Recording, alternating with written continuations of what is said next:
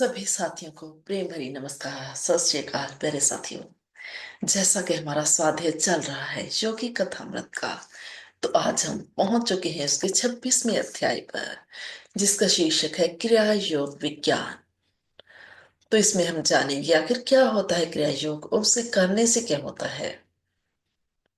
इसमें योगानंद जी बताते हैं कि इस पुस्तक में जिस क्रिया योग का विज्ञान का बार बार जिक्र किया गया है, उसका प्रचार आधुनिक भारत में मेरे परम गुरु यानी गुरु के गुरु लाड़ी महाशय जी द्वारा हुआ। उन्होंने कहा कि क्रिया योग एक निश्चित क्रिया या तकनीक है उस अनंत शक्ति के साथ जुड़ने की। इस तकनीक का विश्वास पूर्वक अभ्यास करने वाला योगी धीरे धीरे कर्म बंधन से या कारण और प्रभाव के संतुलन की नियमबद्ध कड़ी से मुक्त हो जाता है। वो कह रहे हैं, क्रिया योग से मनुष्य का जो खून है वो कार्बन रहित होकर ऑक्सीजन से भरपूर हो जाता है। और इस जो कि ये ऑक्सीजन बढ़ जाती है, इसके अणु प्राण शक्ति में बदल जाते हैं, जो दिमाग और मेरुदंड यानी रीढ़ की हड्डी में स्थित आध्यात्मिक चक्रों में नई जीवन शक्ति का संचार करते हैं और हमारी नसों में बहने वाले अशुद्ध खून का इकट्ठा होना रोक कर योगी जो है होते हैं वो तंतुओं का नष्ट होना रोक देते हैं या कम कर देते हैं। और उच्च पद्धर का योगी जो होता है, उच्च स्तर का योगी वो कोशिकाओं को जीवन शक्ति में बदल सकता है, जैसे कि एलिसा, ईसा मसीह, कबीर और भी हो चुके जो पैगंबर हैं वो क्रिया योग या इसी तरीके की कोई और तकनीक की जो था प्रयोग करते थे, जिससे वो अपने शरीर को अपनी इच्छा अनुसार प्रकट कर सकते थे या अंतर ध्यान कर सकते थे। वो कहते हैं क्रिया योग एक प्राचीन विज्ञान है जो लाड़ी महाशय को अपने महान गुरु महाअवतार बाबा जी से प्राप्त हुआ, जिन्होंने समय की गर्दश में लोप हुए इस क्रिया योग को खोज और सरल करके मुझसे फिर प्रचलित किया। और बाबा जी ने इसको क्रिया योग का सीधा सादा सा नाम दिया। बाबा जी ने लाड़ी महाशय को कहा कि 19वीं सदी में मैं जो ये क्रिया योग तुम्हारे द्वारा पूरे संसार को दे रहा हूं, कि उसी विज्ञान का सुरजीतीकरण है जो भगवान श्री कृष्ण ने अर्जुन को हजारों साल पहले दिया था और बाद में पतंजलि, सिर जॉन, सेंट पॉल और ईसा मसीह के और शागिर्दों को भी प्राप्त हुआ। श्रीमद् भगवत गीता में भगवान श्री कृष्ण ने 2 बार क्रिया योग का जिक्र किया है। एक श्लोक में वो कहते हैं, कितने ही योगी जन अपान वायु में प्राण वायु को हवन करते हैं, उसी तरह और कितने ही योगी प्राण वायु में अपान वायु को हवन करते हैं। और कितने ही प्राणायाम प्राण व्यक्ति प्राण और अपान की गति को रोककर प्राणों को प्राणों में ही हवन करते हैं। इस तरह योगी प्राण वायु को दिल से मुक्त कर लेता है। मतलब योगी फेफड़ों और दिल की सरगर्मी को शांत करके प्राण शक्ति की सहायता से शरीर में होने वाली नाशवानता को रोक देता है। अपान वायु को काबू में करके शरीर में आने वाले बुढ़ापे को भी वो रोक देता है। इस तरह से नाशवानता और बढ़ोतरी दोनों को रोककर योगी प्राण शक्ति को अपने काबू में करना सीख लेता है। श्रीमद् भगवत गीता के एक और श्लोक में कहा गया है कि बाहर के विषय भोगों का चिंतन ना करते हुए और आंखों की नजर को भ्रुकुटी के सेंटर में स्थापित करके नाक में विचरण वाले प्राण और अपान वायु को सम करके जिस व्यक्ति ने इंद्रिया मन और बुद्धि जीत ली और जो मोक्ष प्राण व्यक्ति इच्छा डर और क्रोध से रहित हो गया, वो सदैव ही मुक्त है। भगवान श्री कृष्ण जी भी कहते हैं, मैं ही अपने एक पूर्व अवतार में इस अविनाशी योग को प्राचीन ज्ञानी विवस्वत को दिया था, जिसने अपने पुत्र महान स्मृतिकार मनु को दिया और मनु ने सूर्य वंश के संस्थापक इक्ष्वाकु को दिया।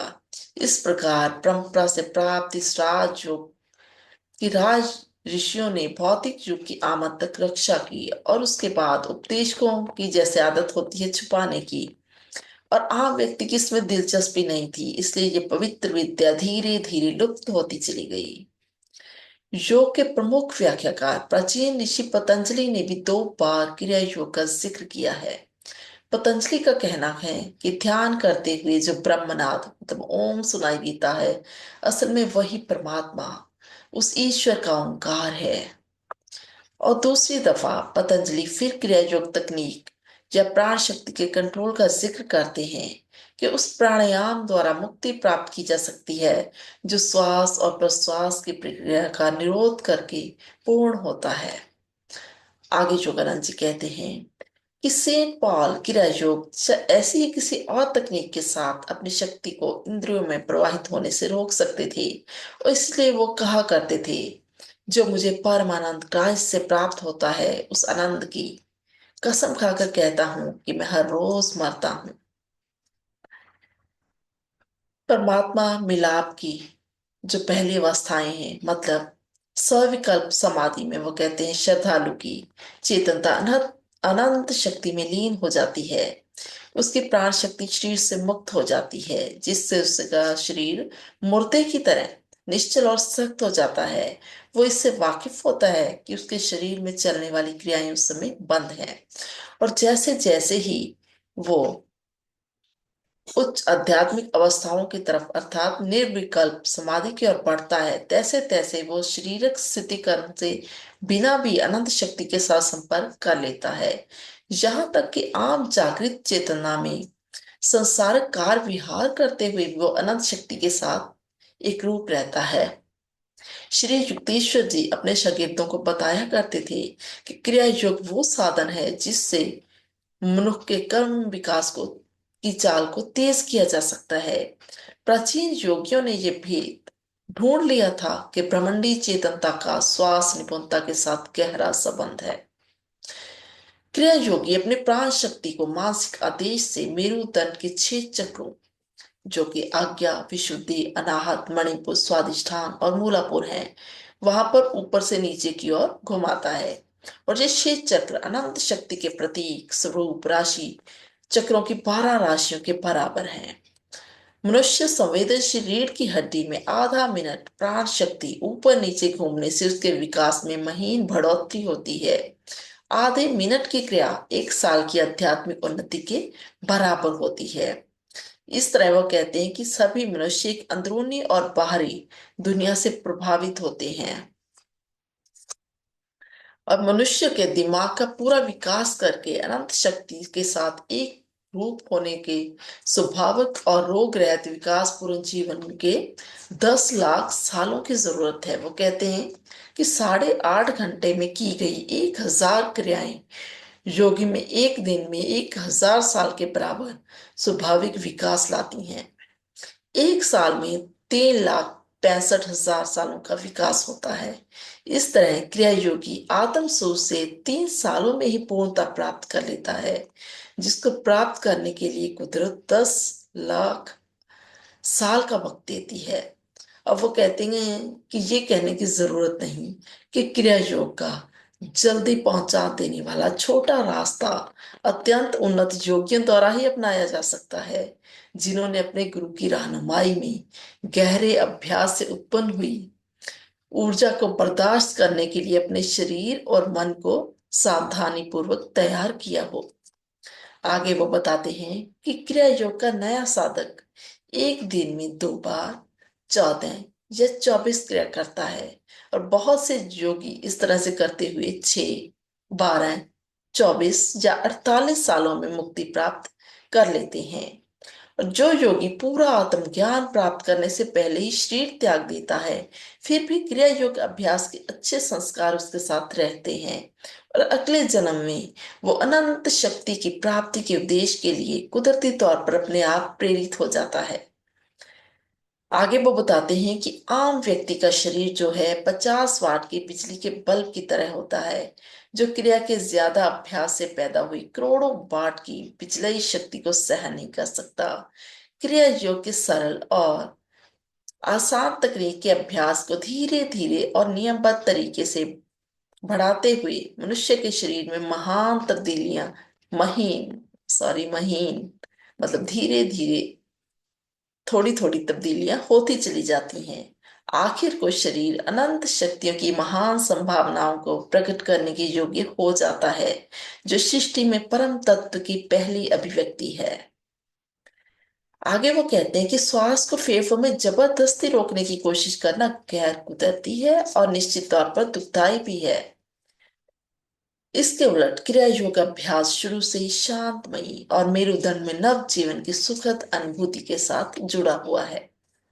वो बताते हैं कि नींद में जो नव स्फूर्ति में प्राप्त होती है, उसका कारण है कि नींद के दौरान व्यक्ति अपने शरीर और श्वास की होंद से बेखबर हो जाता है। नींद के दौरान आदमी योगी बन जाता है। हर रात वो अनजान कोने में ही सही शारीरिक होंद से बेखबर होकर अपने प्राण शक्ति को अपने दिमाग के मुख्य हिस्से और मेरुदंड के 6 चक्रों के शक्ति केंद्रों में प्रवाहित रोगतादायक धाराओं के साथ एकत्र करने की यौगिक क्रिया को पूरा करता है।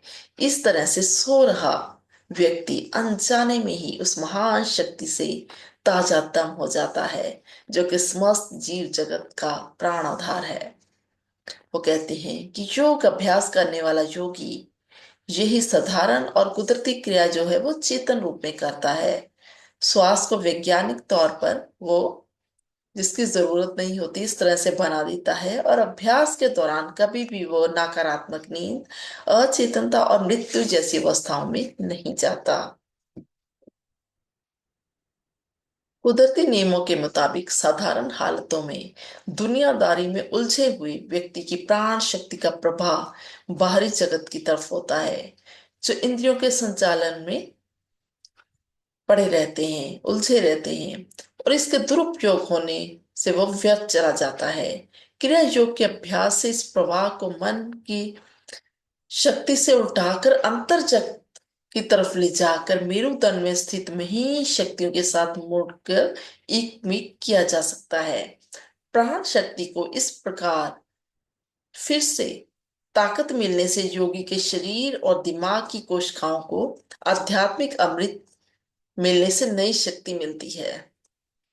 और जो लोग कुदरत और उसके दैवी नियमों के मुताबिक जीवन जीते हैं, वो उचित भोजन, रोशनी और अच्छे विचारों से 10 लाख सालों में आत्मज्ञान प्राप्त कर लेते हैं। वो कहते हैं कि दिमागी बनतर में मामूली शुद्धता लाने के लिए 12 साल की साधारण और निरोग जीवन की जरूरत है। और इस हिसाब से ये आस की जाती है कि 10 लाख सालों के वक्त में दिमागी बनतर का इतना शुद्धिकरण हो जाता है कि वो अनंत शक्ति के साथ एकमिक हो सके। लेकिन क्रिया योगी आध्यात्मिक विज्ञान द्वारा कुदरत के इन स्वाभाविक नियमों की पालना करने की जरूरत से ऊपर उठ जाते हैं।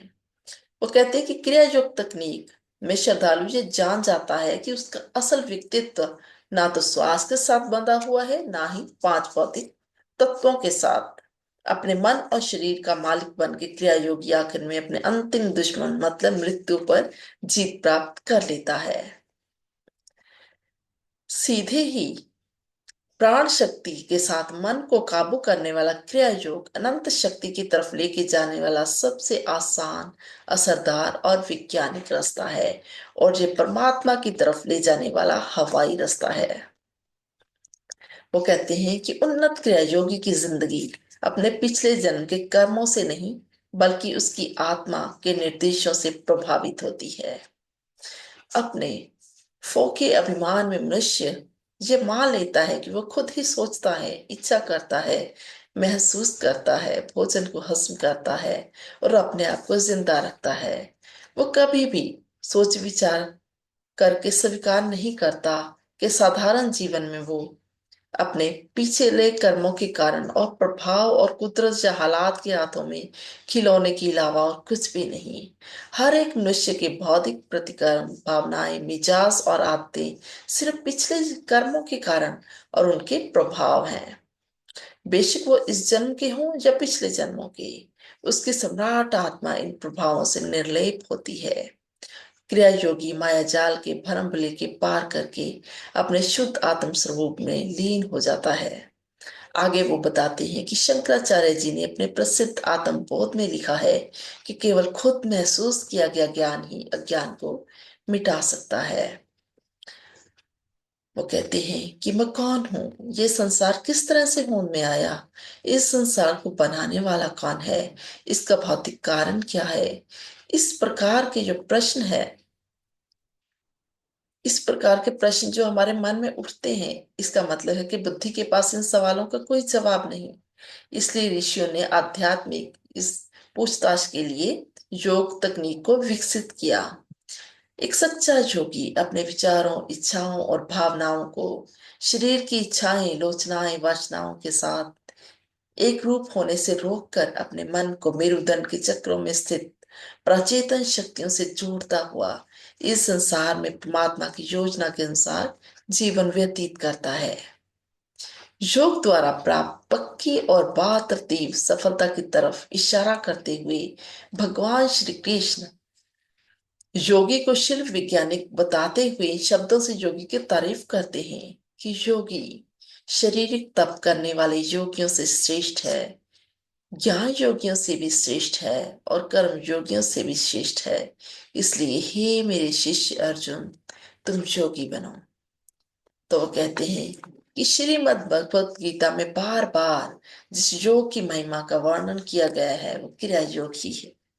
तो साथियों, आज हमने जाना कि आखिर क्या है क्रिया योग। इसको बार बार सुनने की हमें बहुत जरूरत है ताकि हम पूरी तरह से समझ सकें। अगर आपको मेरा ये अध्याय अच्छा लगा हो साथियों, तो कृपया अपने अन्य साथी के साथ शेयर भी जरूर कीजिएगा। मुझे इतने प्रेम से सुनने के लिए आप सभी का बहुत बहुत शुक्रिया।